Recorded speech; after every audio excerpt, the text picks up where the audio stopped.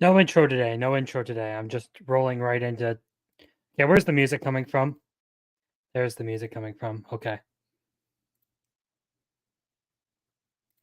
All right, fixed. Problem solved. No intro today. I'm just rolling right into it. I'm working on setting up a new one because I'm dissatisfied with the one I've had for the past couple of streams, but here's what it is. So, tonight it is, as the title says, Capcom decides they want to suck BlackRock's dick. Um Kung Fu Panda Director kind of talks about how Hollywood doesn't understand how entertainment is changing. And give me a second. There are other people being noisy around here.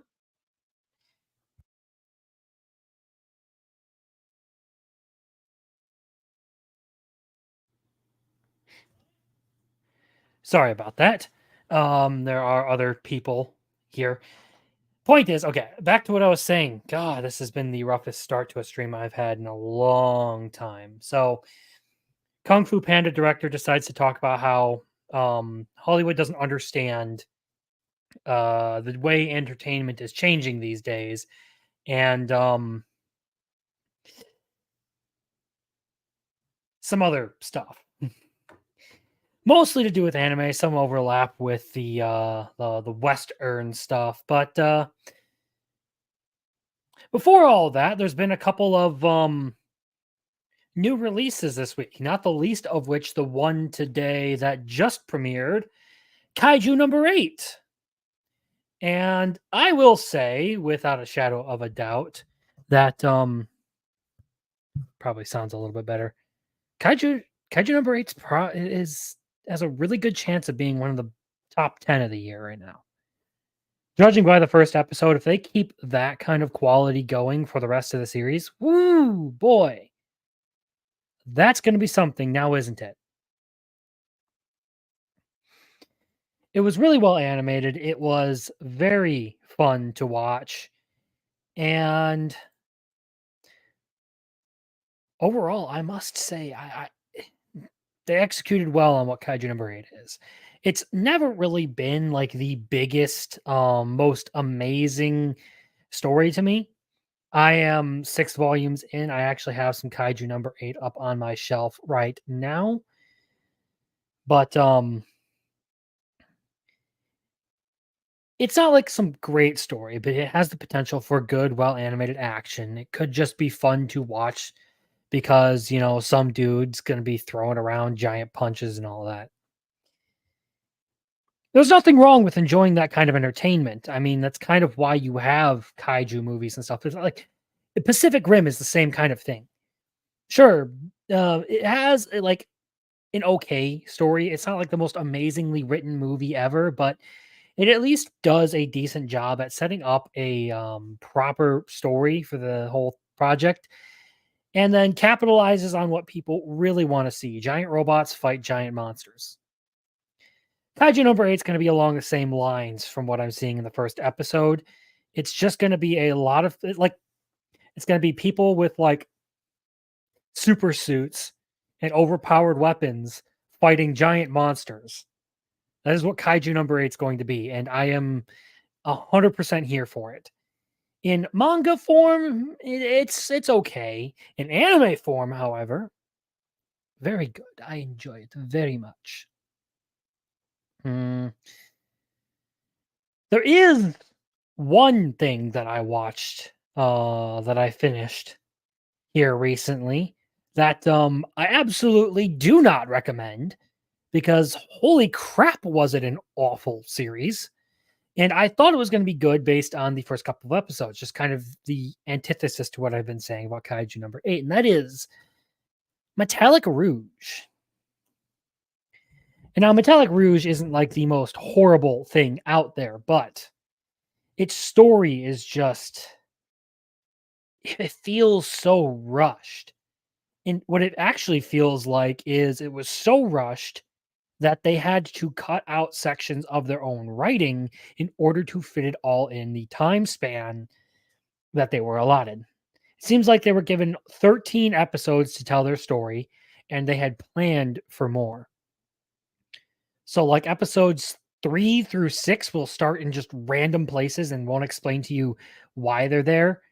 Like, and it's not just that, but it acts like you're supposed to understand what's going on. Like there's new characters that everyone's familiar with and all that. It it gets very confusing right in the middle. And because of that, it loses track of the whole like moral question it's supposed to be asking of like whether uh like a robot with human intelligence and sentience should be allowed the same rights as a human. That's what it's basically trying to make that point. I believe what I was seeing is it was inspired by Blade Runner and tried to take a similar approach to like its message, but it just fails. I've never seen Blade Runner, so I don't know how good it is, but the whole story of Metallic Rouge just kind of falls apart when they start like shoehorning characters in and you just don't know what's going on. Like you can tell my experience with it was I could tell that they wanted it to be something, to like mean something, to pose a question to the viewer and leave them with some sort of um question as to the morality of the use of machines and all that. However, their storytelling was way too disconnected in order for that to even land properly. Which is sad because I thought the world, the concept of it was very intriguing. I mean, you have these robots that like can transform into whole battle form and they all have their own special powers and things they can do. Very interesting concept. Execution wise, no. And look, bad story is one thing. But when it gets to the point where you are writing in robot incest as part of your plot, that's a whole other level of just no. Like, please no. God, no, don't do that. Yeah, there are. So basically, there are 9 robots, the Immortal Nine, that are free of the Asimov code, as it's called, that prevents these neons, as they're referred to, from harming humans, what through direct action or inaction. Um, and it like by disobeying that, it automatically kills them. So the Immortal Nine are like specifically they're free from that, and they have the ability to transform into these like battle modes with all their unique powers. They all view each other as siblings, okay? Somewhat. Like they view each other as a family, and their creators as their mother and father. But then later on in the episode, one of the robots decide like expresses the fact that he was in love with the creator that he viewed as his mother, and they quote unquote, and they had a kid quote unquote who is also one of the robots. And then later on, you see two of the siblings like making out on screen. It was something else entirely.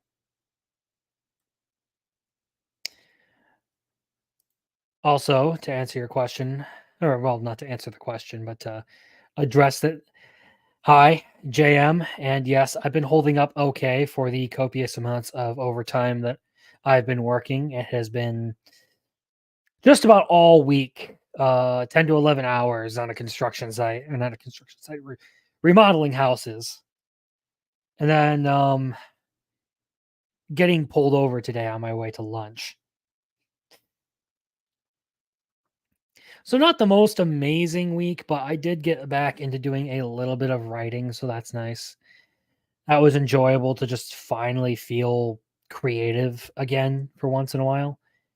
And you can see it up in the top corner of the screen there, here. I finally got my Ervin Smith statue that I bought. Now I knew it was going to be it was going to be many, many weeks before I actually got it. But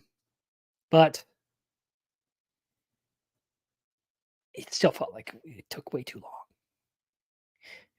Either way, though, I know, I believe Ranger Reject, or as it's been, labeled here in the States, Go Go Loser Ranger, was supposed to release. I know Konosuba's supposed to be out, but I haven't really seen much of those, so I don't know if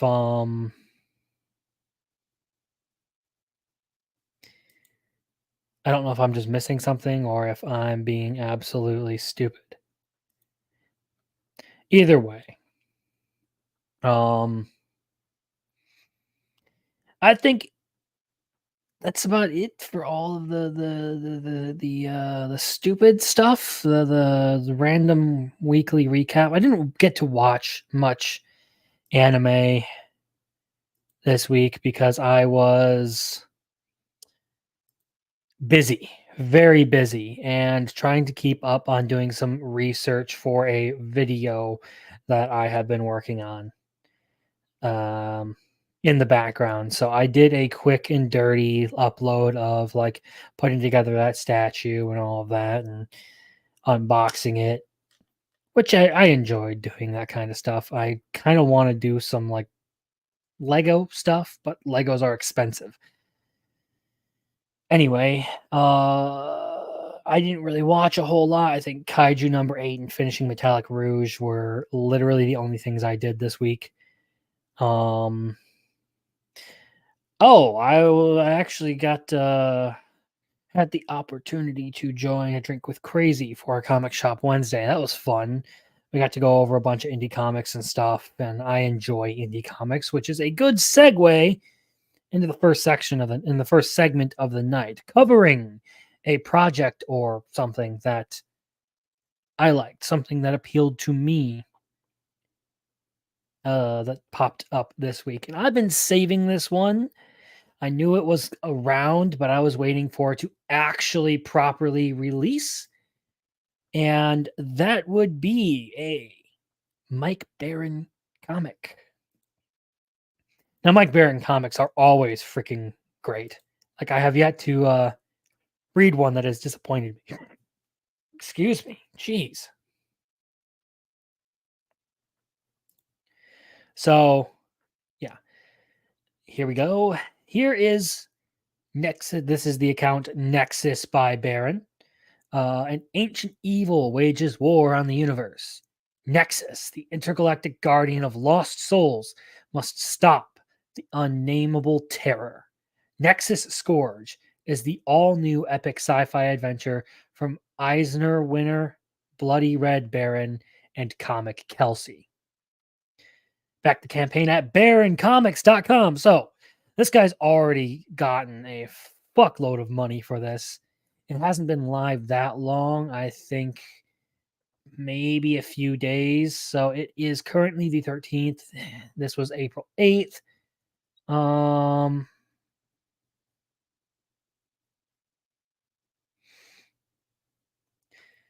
Yeah, it's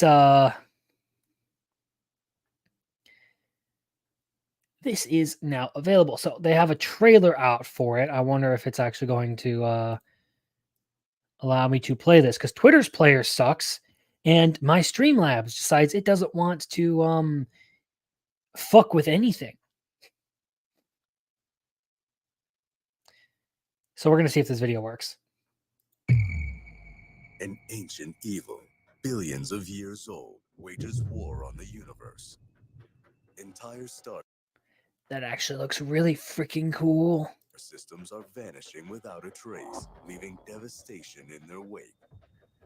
Nexus, the intergalactic guardian of lost souls, must stop the unnameable terror and its expanding scourge of destruction. The totality of everything in existence will collapse upon itself if he fails. With the fate of the cosmos in the balance, Nexus must confront his most dangerous adversary yet. Can he save creation from total and certain destruction, or will darkness reign supreme? Find out in Nexus Scourge, the all-new epic sci-fi adventure from Eisner-winning co-creator Mike Baron, exploding with Kelsey Shannon's dynamic artwork. Available now at baroncomics.com. So, as far as the trailer goes, I like what they're doing visually. The issue I have is that their epic movie voice reminds me of like the straight to DVD movie releases kind of stuff. That's what it reminds me of. However, we do have his actual site that you can go to. So God bless you if you heard that. I'm sorry. I tried to mute my mic for that one. Ugh. That was awful, and I apologize. I intend to do better. Anyhoozle. So this is like sci-fi superhero genre, all that stuff. As you can see here, already passed $30,000. This guy's kind of a big name. Like he does a lot of work. I've read his Bronze Star was a good one. I enjoyed that story. His Florida Man series, another one that's just entertaining as fuck.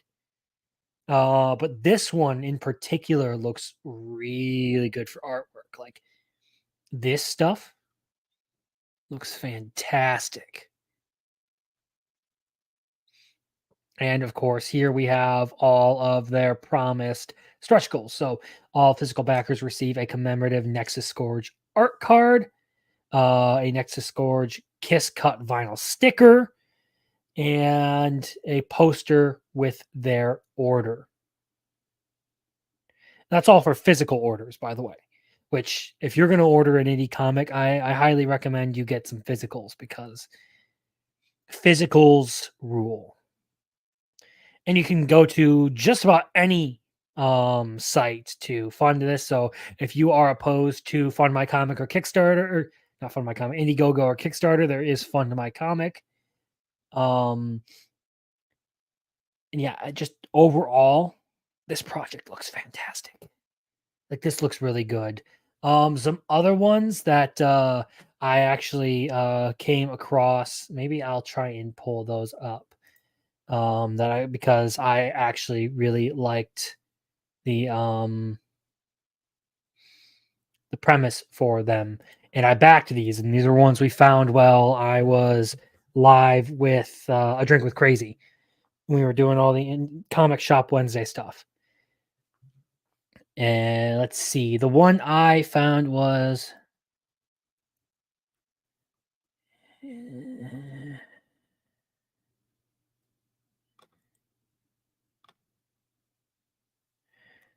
that's not spelled right. Inter Planet number 1. Yeah, okay, so here we go. Fund My Comic. So this is the one that I thought was particularly interesting, that I really hope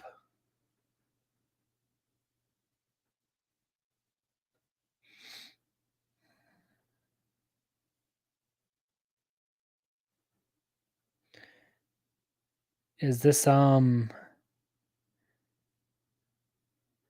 going to show me anything really? Okay, fine, whatever. I'll just share the screen. So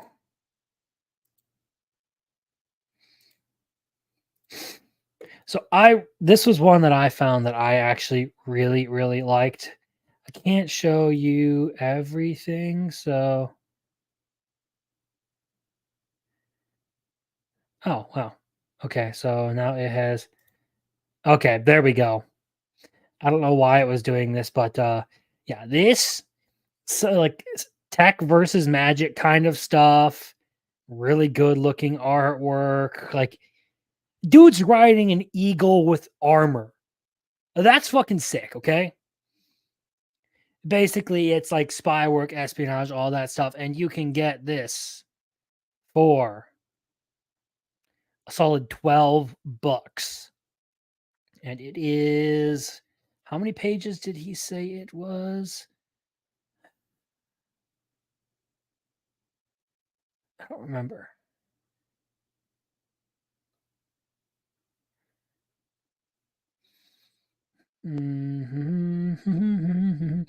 Either way, 31 pages. 31 pages long. Overall, like, I loved this project when we were looking at it. It's good. Another one that we went, two more that we went over actually. Were Awake in Our Dreams. I believe that one is still up for funding. Another one that was really cool about like this guy who has two lives in two separate realities. And like whenever he goes to sleep, he wakes up in the other world. And like one is this world that's like cyberpunk dominated by technology. The other one is like this dystopian magic world dominated by like mystic powers and all that. Really cool concept. I loved it. And then there was Eudaimonia, which is just a beautiful looking piece of art. I don't think they're funding yet. Either way, all those projects really fun. Things that I absolutely enjoyed getting into, or look forward to get into, I should say. So yeah, there's Nexus Scourge, there's Interplanet, there is Awaken Our Dreams. Those were all really good projects that I found this week, ones that I was really impressed with. But with that out of the way, I think it is time to jump right on into the first big topic of the night. And it's not the Capcom thing, because the Capcom thing, there's a lot of reading to do for that one. We're going into the fact that Western execs just don't understand the culture they're interacting with anymore. They haven't for a while. So this is the article here. The Kung Fu Panda 4 co-director says Hollywood execs totally see the influence and impact anime has on the world, but still think that audiences don't like these kinds of stories. I mean, first off, right off the title, like, what the fuck kind of statement is that? Yeah, we see how popular it is and like how it's changing culture and how influential it is for entertainment. But I don't think people really want those stories. People don't want Dragon Ball. They don't want Jujutsu Kaisen. High on your, are these guys high on their own farts? Anyway, so, and what may go down as perhaps one of the most baffling revelations to ever come out of the modern animation industry, pardon, Kung Fu Panda 4 co-director Stephanie Stein, I'm saying Stein, has alleged that while Hollywood executives are fully aware of the influence and impact that anime has had across the globe, they still refuse to take any lessons from the medium due to their own bizarre belief that audiences don't like these kinds of stories. So, repeating the headline there, kind of already addressed that. And look, I'm not exactly into the idea of Kung Fu Panda 4. I think 2 was all that it ever needed to do. Kung Fu Panda 1 and 2. That's all you freaking needed. Anyway, back to the point of this article. So Stein, whose Hollywood credits include stints serving as a director on a handful of She-Ra and the Princess of Power episodes, and a storyboard artist of Raya and the Last Dragon. So basically 2 projects that, to my recollection, did not go very well. I believe She-Ra basically garnered an army of Twitter stans, and that's about it. Never really got any popularity, and Raya and the Last Dragon was a financial flop, to my recollection. I'm open to be proven wrong on that if you actually have some receipts. So offered this insight into the thought process behind our industry's higher ups, while fielding questions from users on the official r/Kung Fu Panda subreddit Discord server. Okay. Asked by a fan as to her opinion on more serious tones and scenes in animated movies, like that one scene of Puss in Boots, wherein the titular hero experiences a panic attack after realizing that he has used up 8 of his 9 lives. Stein exclaimed, in return, I freaking love it, especially since so many audiences these days have grown up on more mature stories elsewhere. Turning to broach the topic of the popular Japanese medium, the director continued.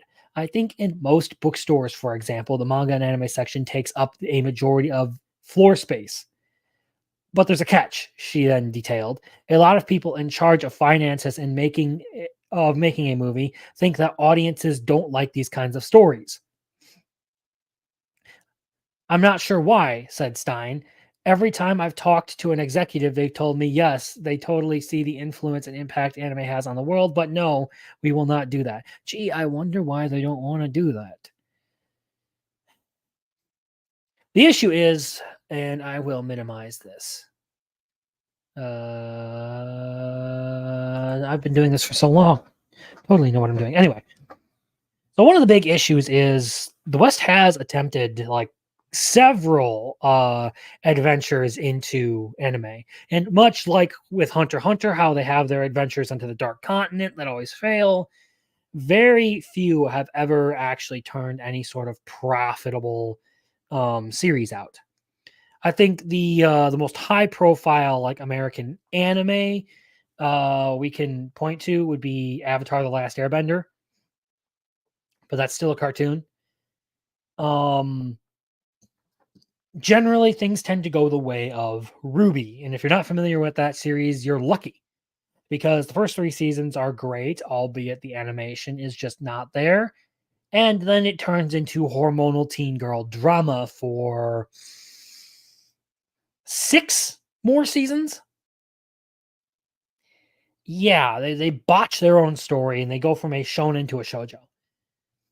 The issue a lot of people tend to have with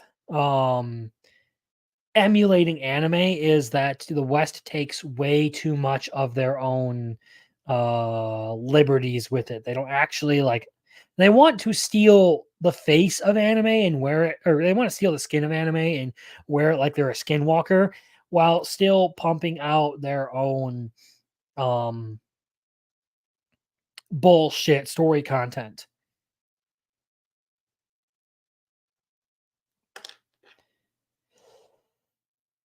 The issue is that anime isn't just a style. It's an entire storytelling medium, and they tell like very they tell their storytelling style is what people really love. Berserk didn't just get popular on visual appeal alone. Berserk is driven by an amazing story. And when Hollywood can look, like when Hollywood tells good stories, people tune in. When a good movie gets made, people tune in. Look at Godzilla -1. That movie popped the fuck off. Doesn't matter how much budget they had or any of that. It was a good movie people liked, and they went and they saw it. You got another Japanese production. What else? Top Gun Maverick. People loved Top Gun Maverick. Why? Because everyone wanted to see a good movie where like a hero does hero shit, and he doesn't just get like deconstructed the whole time. Top Gun Maverick filled that need, and it became one of the most popular movies of I don't want to say just the year because I feel like it blew a lot of stuff out of the water. It proved that movies weren't dead, pretty much, and that Hollywood just sucked. So execs don't want to do anime because they know they will get roasted for trying to emulate anime without doing the things that anime does. They just want the look. Or they just want to claim the idea of anime and like they know that they're gonna get fucking roasted for it. That or they're so dead set in their ways that they just refuse to accept that they're getting outdone by another country that's producing stories people actually like.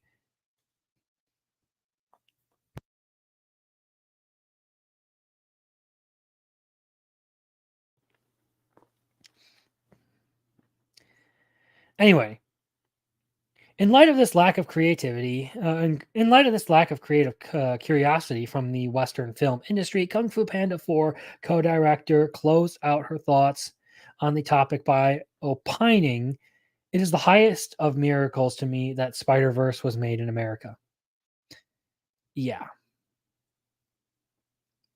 It talks about Arcane, notably and unfortunately, as many an anime fan can attest to, this dismissive attitude towards anime is not a sentiment unique to Hollywood, but rather a common one held through much of the West's various entertainment industries. From Power Rangers executive producer Simon Bennett advocating for the franchise to abandon its tokusatsu roots in order to appeal to a wider audience, to DC and Marvel Comics writer Gary Conway accusing manga of having rampant sexism and misogyny problem due to its regular featuring of attractive female characters, to Western video game industries regularly writing off of Japanese titles, particularly those that lean into the anime aesthetic, as infantile. It's clear that more and more established Western creators are beginning to take public issue with their Eastern counterparts. So basically, what you're telling me, is that you're jealous. Basically, what they're saying is that they are entirely jealous of it. They want to act like they're all like mature and how to word what's in my head here. They don't like the fact that cartoons can be used to tell proper stories. They see it all as beneath them.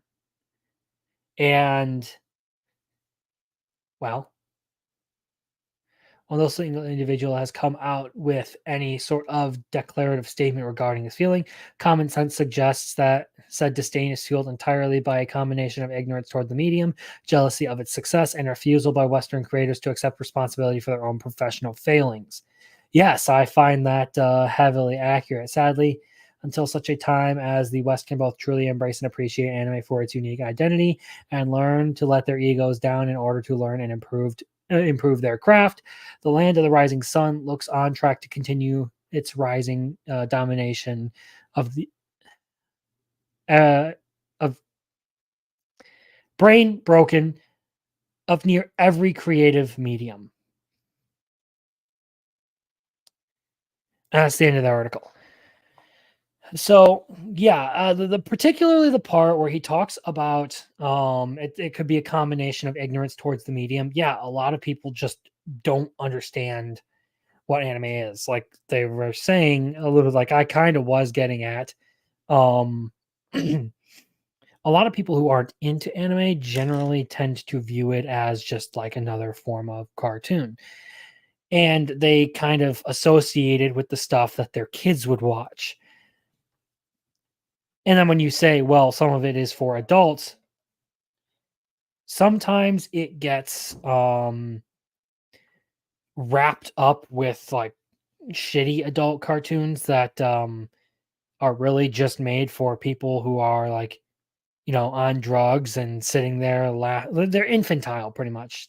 They look mature, but they're juvenile and just pathetically written most of the time. Like I don't care whatsoever for Rick and Morty. There, I said it. It's an overrated cartoon that went on for way too long.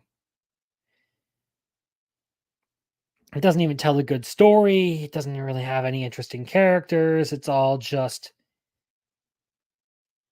eh.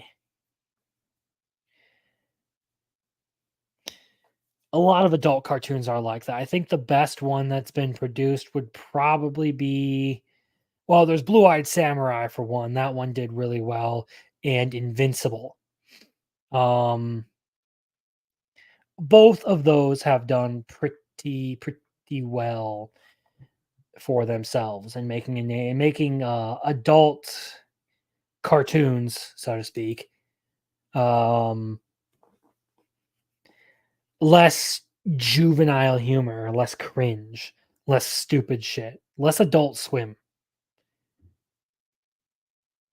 I really wish that that would be more the case. Anyway, um,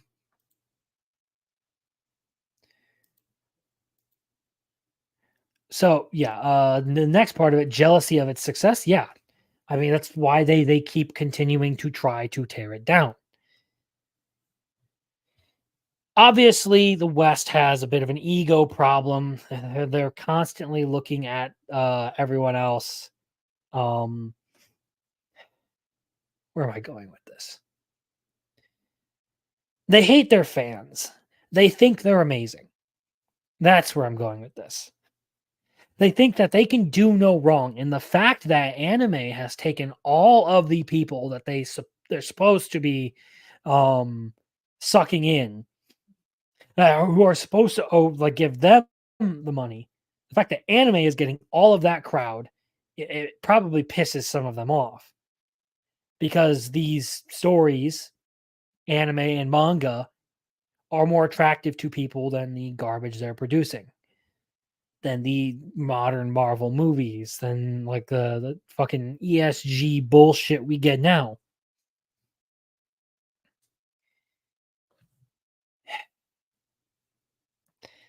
And finally, a refusal of Western creators to accept responsibility for their own professional film. I feel like that goes back into the jealousy part of it. It stems from the same place, I should say. It's ego. The West has developed an ego when it comes to entertainment. We were basically cultural exporters for a very, very long time. Um, we we sent our movies and our comics and all of that all over the world.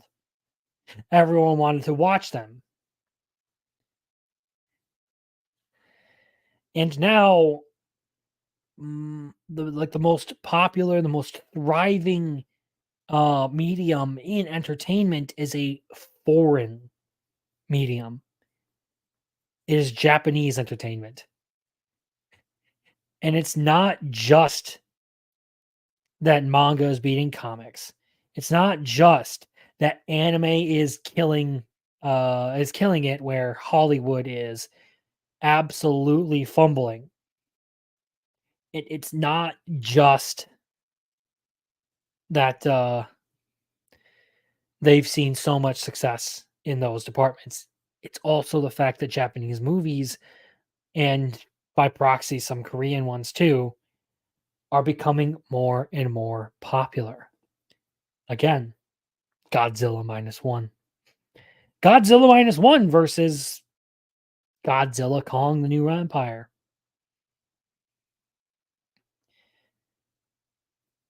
So yeah, I think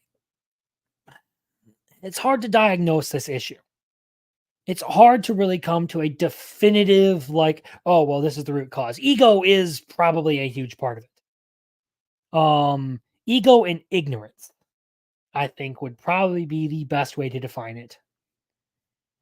Um, they either just don't understand or they refuse to accept their failure. Which the refusal to accept their failure, we have plenty of evidence of. Just saying.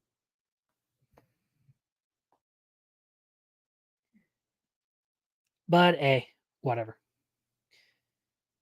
Um, it's not like, the West has squandered 70, 80-year-old intellectual properties while Japan is continuing to capitalize on the ones that they've created and use them, and people still love them. Dragon Ball. Dragon Ball, I don't think is actually that old. But it's one of the most culturally relevant ones out there. Dragon Ball, we have One Piece that's been running for like 20 something years now. I mean, I get it. I get why you'd be jealous when you used to basically shit gold and then you decided to piss off all your fans and they left for something that they enjoy more. Just saying, I get it. I understand why you're upset.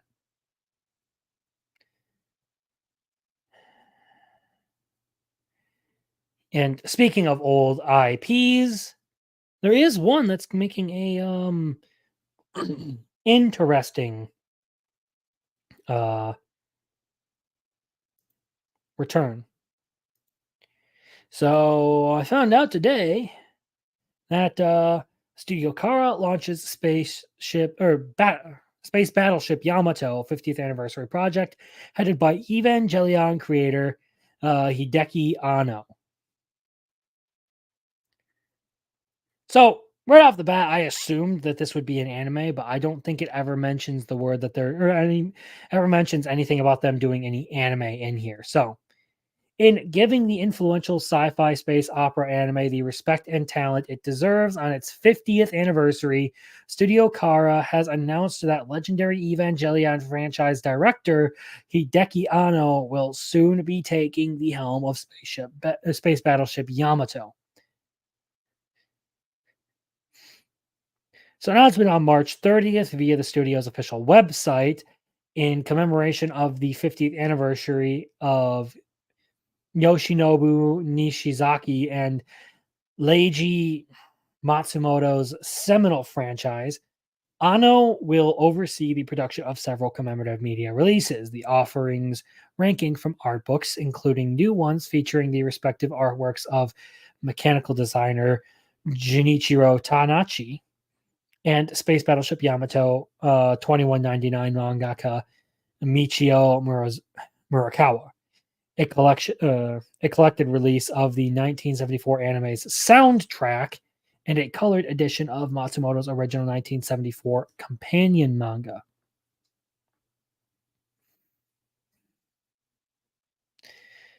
Additional plans to include a touring exhibition across Japan featuring rare and valuable materials related to the franchise production, as well as a commemorative television screening of the original series' first episode on October 6th, the same date it was made. It made its the Japanese television debut back in 1974.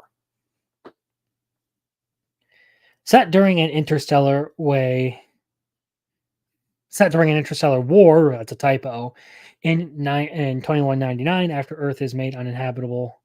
Okay, that's just the synopsis of Space Battleship Yamato. So Studio Kara's Twitter announced account retweeted a statement from oh.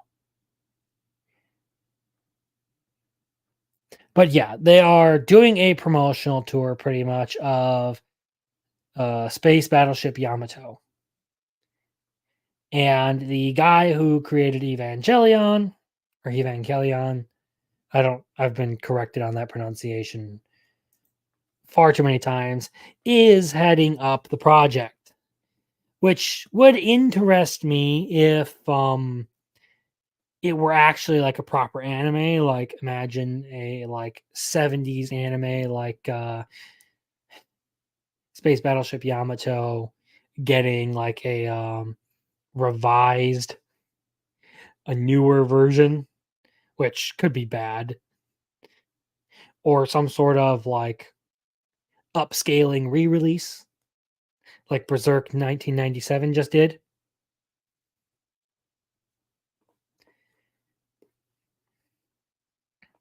I could see a lot of people going for that. I could see you uh taking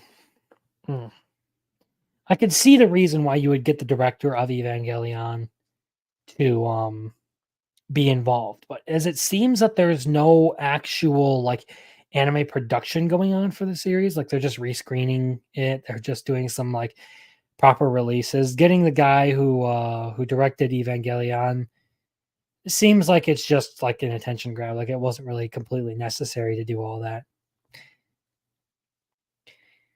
But that's all I wanted to share on that because I know one of the guys who I regularly have on here, Rolo, he loves that series. He's constantly talking about how I need to go over it. And in honor of Rolo, who has been doing his own thing, I thought I'd talk about that tonight, just because I thought it was somewhat interesting. And I guess that brings us to the last big topic of the night. This will probably be a short one because I only have so much I really cared to talk about tonight. And that would be the Capcom thing, because my favorite. Let me turn the light on here. My favorite thing in the world is shitting on localizers because they tend to make it really fucking easy to do. Like I went over the whole thing when the Lovely Complex dub came out. I've been going over like every bit of localizer drama, and now Capcom has decided that they want to throw their hat in the ring and throw down with just about the entire fucking internet in the midst of the whole SBI bullshit going on, in the midst of a gaming company, in the midst of a huge like gaming royal decides that they're going to do the exact thing that gamers are raging about. Brilliant timing, I must say. Absolutely brilliant. So I got the tweet here from Capcom's localization team. Look at this beautiful thing. So, what is localization? Embark on a global adventure through the lens of game localization.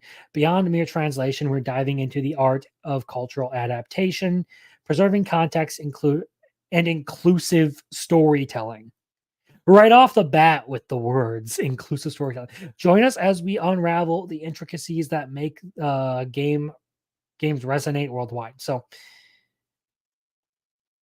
just right off the bat, one of the things that I gotta say is that people like Japanese games and media for what it is. That's like the miracle of it is us in the West, we enjoy anime and manga and Japanese video games because they specifically aren't like the Western stuff. Because they are unique, they have something we like. So the idea that you need to like adapt it over to our format or change it to make it more palatable to us, that's just you're high on your own farts if you're a localizer doing something like that, okay?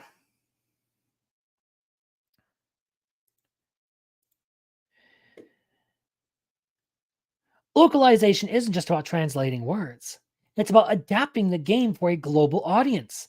Think cultural nuances, idioms, and regional flair.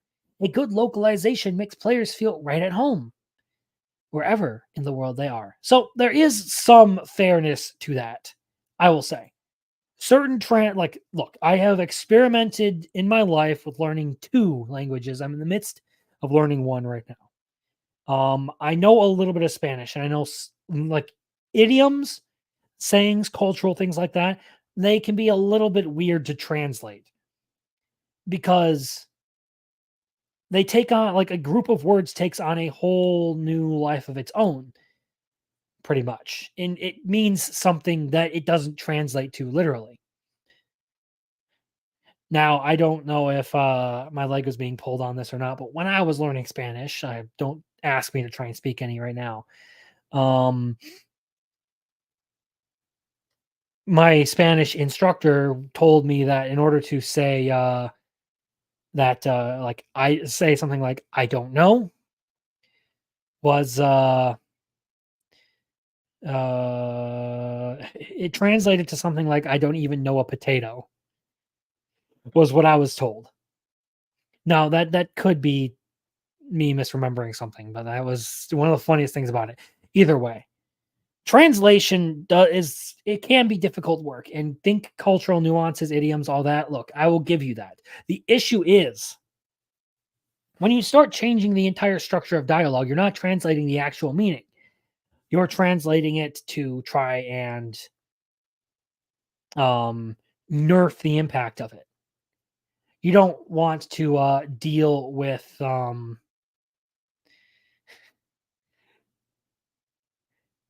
you don't want to have to deal with the backlash of things that like Japan thinks are normal, but the West doesn't. Like good looking female characters. So what else is in this tweet here? Let's keep going. So, lost in translation? Nah, preserving the vibe is key. Jokes, references, and even gameplay elements might need a little cultural remix. It's important to find that sweet spot to make sure players get the intended experience without feeling like something got lost in the process. Yes, that's what this should be.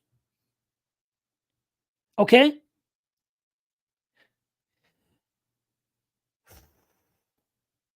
But that's like what localization tends not to be.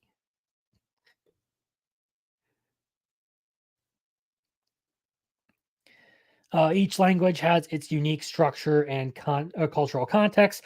Our teams work to ensure the narrative and dialogue maintain coherence and emotional impact. It's not just about words, it's about capturing the essence of the story in a way that resonates with the target audience. So here's where their whole thing starts to get fucking funny. And I will bring this up so that you can see it more clearly.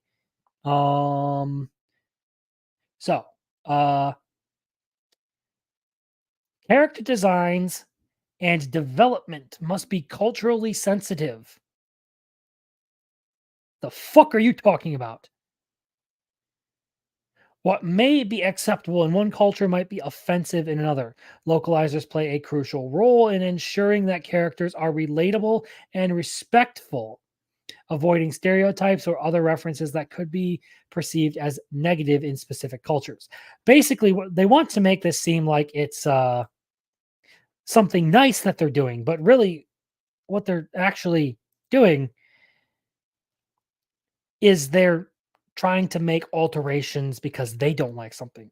Also, hi Black, nice to see you.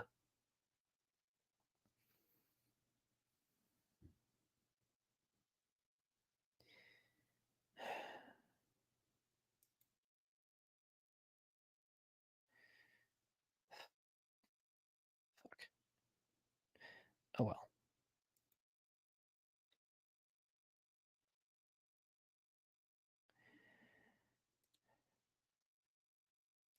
Back to what I was getting at. Okay, so this right here is really just like when like the this is their reasoning for altering certain characters and like making certain changes or like adding certain lines into shit when they do localize. It's how you get the Dragon Maid dub, okay? How dare you bring the Dragon Maid up 10 years after it happened?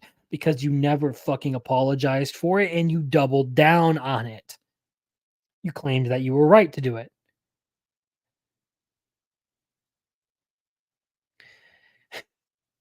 Anyway, they want to take the culture out of the culture. I want to take the wet out of the water. Yeah, certain things might be considered offensive. Well, maybe grow a fucking backbone and don't think the world is all centered around you, okay?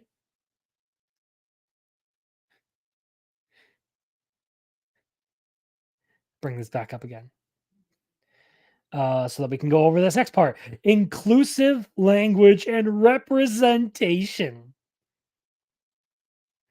Localization efforts extend to promoting inclusivity through language and representation.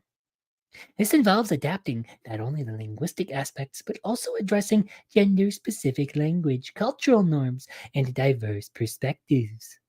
The aim is to create an immersive experience where players from different backgrounds can identify with the characters and the narrative. This can be very challenging for certain languages due to grammar.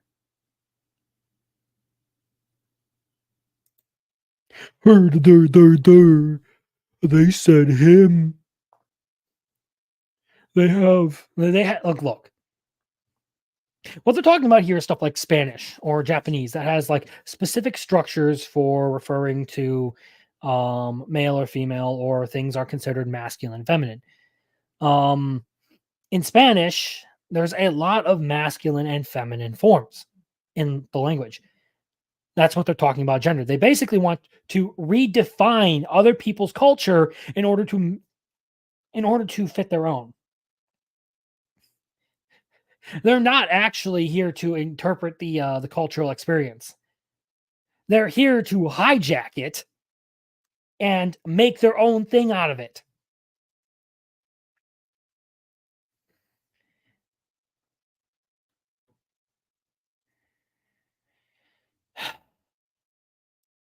that's how you get things. I believe the comments in this are freaking hilarious. So there's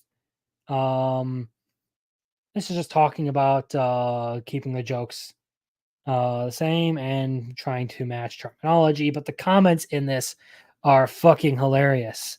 So savvy artist, do you think people can't handle cultural?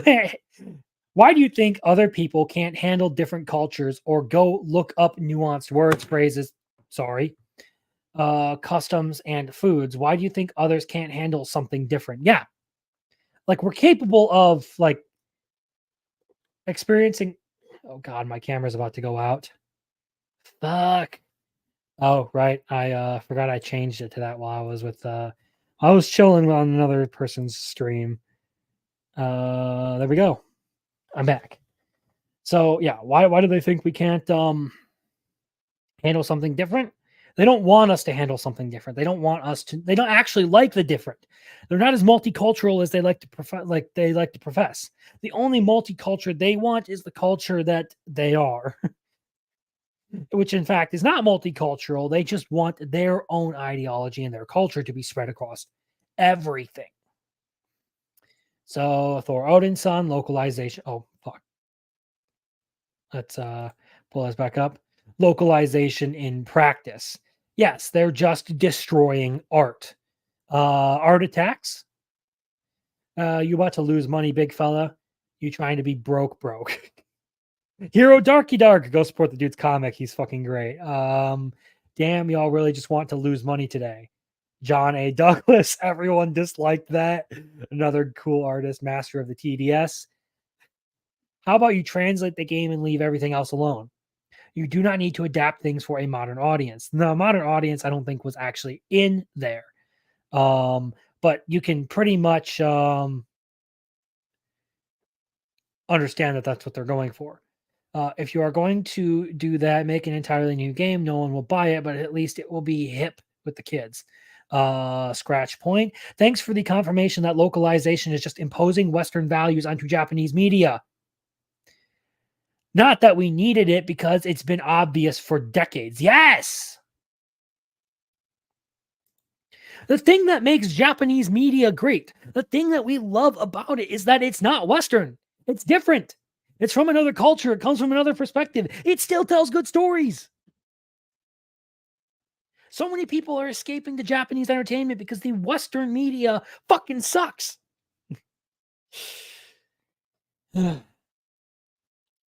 But I digress.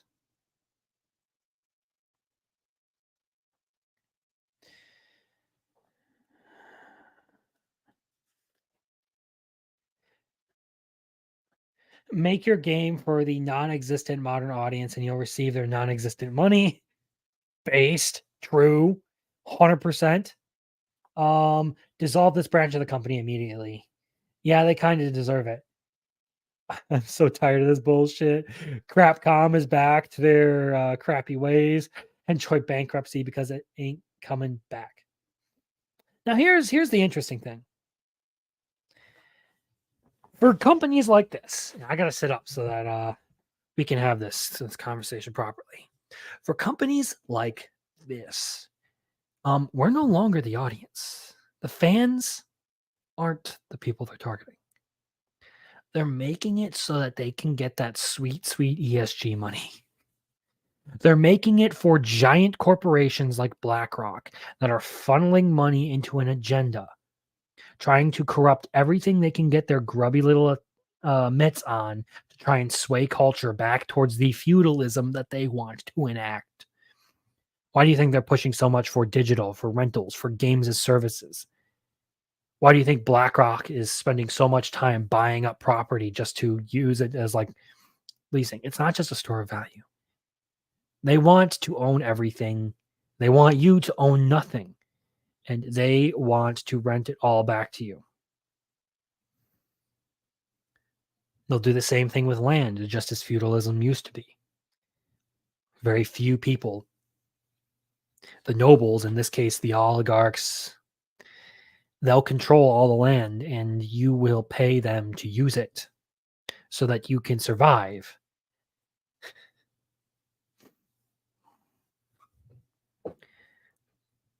It's just insanity. Yeah, it's like cultural vandalism, imposing Western cultural norms on Japanese art. Yes. You have no right to go and impose your own views upon someone else's creation.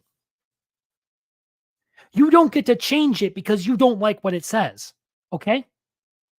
That's just not how this shit works.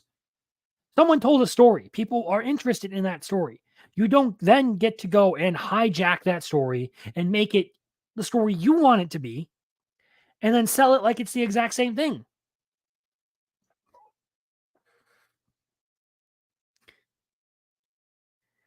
That's not how this shit should work.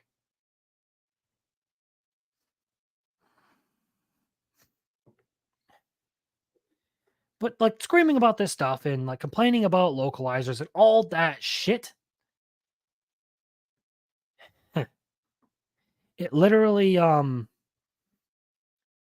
it feels like it does nothing. It generally does because again, we aren't the audience. Who they're making this for now are other giant companies, their peers. And that's the same problem that the Western entertainment industry has, like that Capcom's going through right now. And it's one of the things that I think is probably going to be the biggest problem with anime in the future. Localization.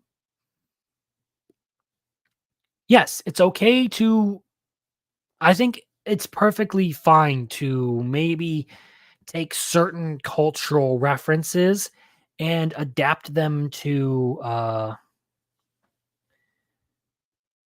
another culture.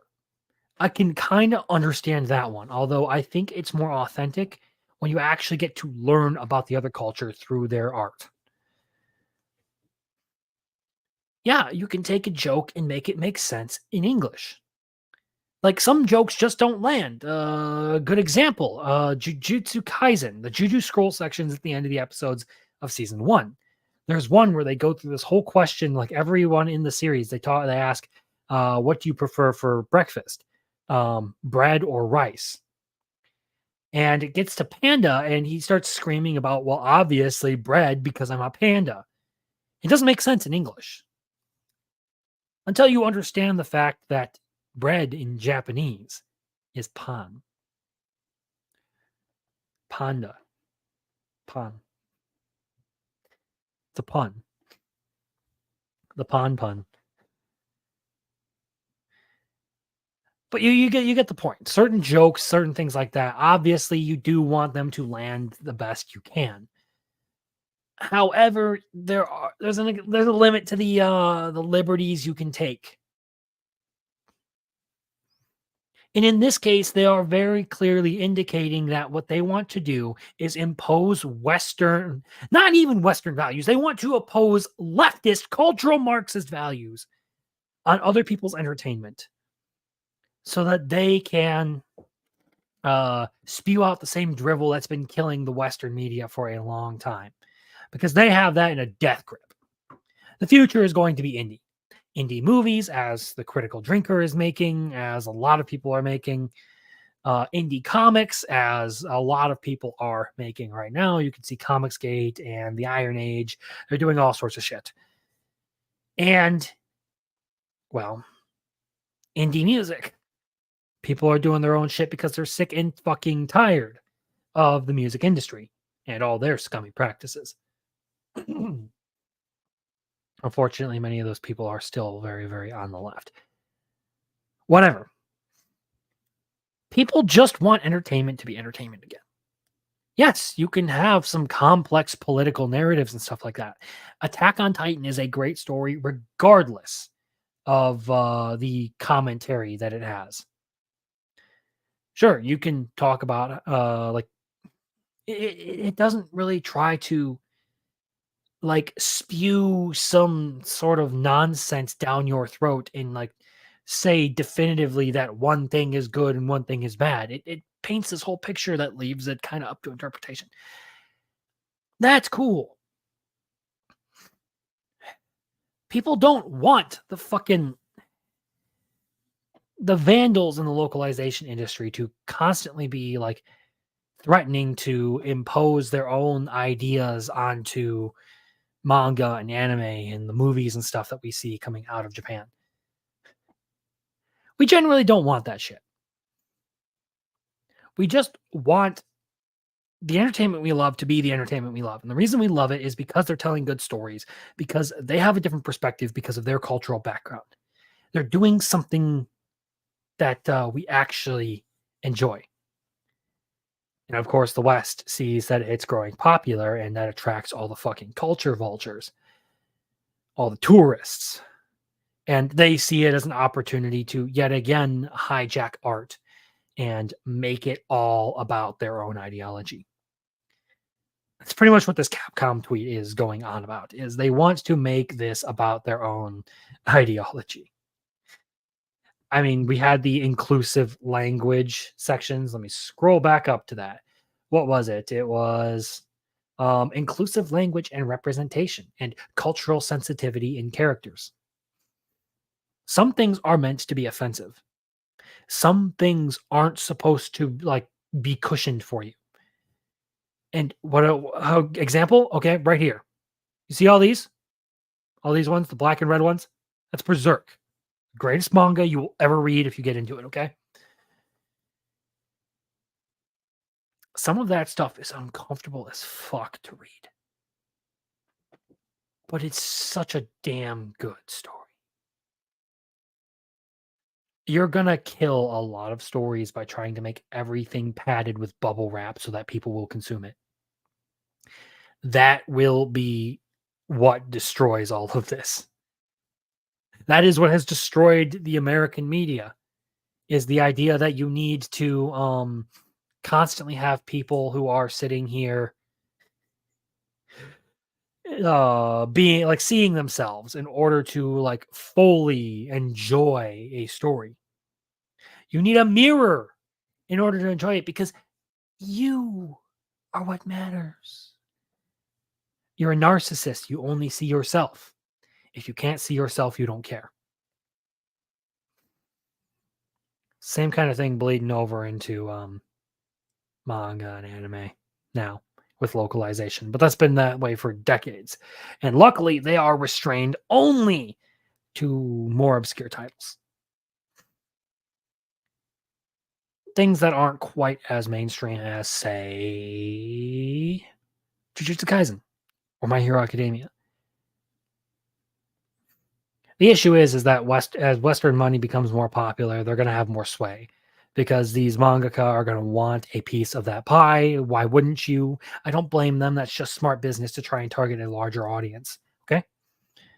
And they're going to convince these people that in order to get that audience, you have to abide by our standards. Tourists now occupy all of our cultural ambassador spots.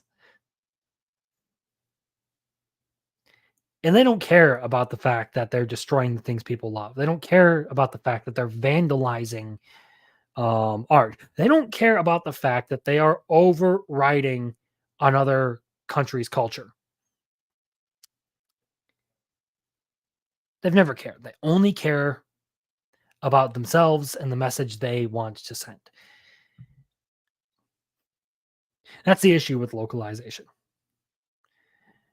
But I think that's a good place to end it for the night. Kind of covered everything I wanted to. It was a light week. I didn't really get to get into much stuff because I was working. I have a full-time job that is in heavy overtime mode right now. So I'm tired. I wanted to make this one a quick one. I still did want to cover some relevant stuff. Capcom decided that they wanted to shoot themselves in the fucking foot with that one. And I want to talk a little bit of anime and stuff like that. I want to get some more guests and stuff on to cover some of all this kind of stuff. It would be a whole lot more fun to have more people here to actually talk about this shit with. But that said, to anyone who did tune in or who decided that they were going to actually check this out, thank you. I really appreciate it. I hope you have a great night. I hope that I hope you have a good week until I see you next. Hopefully, I will get my video up this week. about all of the quote unquote threats that the anime industry could be facing. Some interesting research on that one. I actually had to go digging for some articles and stuff and find some numbers and statistics. This one's going to be, I'm shooting for more quality on this one. I want to up my game on every video that I do. I don't want to just continue to turn out the same thing. So I'm hoping to make this one really, really good. But again, thanks for your time. Thanks that you would pay attention even as long as 5 seconds. I'm glad you even decided to stop in and give me a try. Hope to catch you all later because I enjoy doing this kind of stuff. I have fun live streaming doing all of this. But now, all good things come to an end. All fun comes to an end. Madasta.